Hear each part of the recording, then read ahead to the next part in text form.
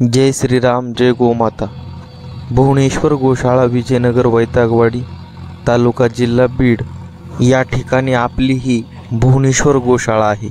वृद्ध अवस्थेनं आम्हाला सोडून भगवंताकडे गेलेले आहे। अनेक वर्षापासून या गोमातेनं, या आईनं सर्वांना आशीर्वाद दिले, प्रेम दिलं, पण भुवनेश्वर गोशाळेतील या गोमातेचं वृद्ध अवस्थेमुळे शरीर थकलं आणि तिचा आत्मा हा भगवंताकडे विश्रांतीला गेला।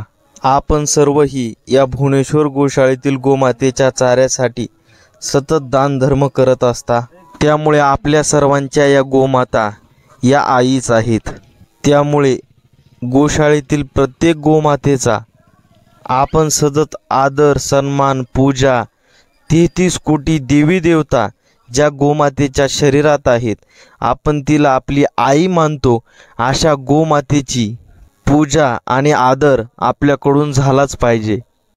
त्यामुळे या गोमातेची हिंदू धर्माप्रमाणे पूजा करून JCBने खड्डा खांदून त्या ठिकाणी सन्मानाने, प्रेमाने तिची पूजा आरती करून त्या ठिकाणी त्या गोमातेला समाधी दिली।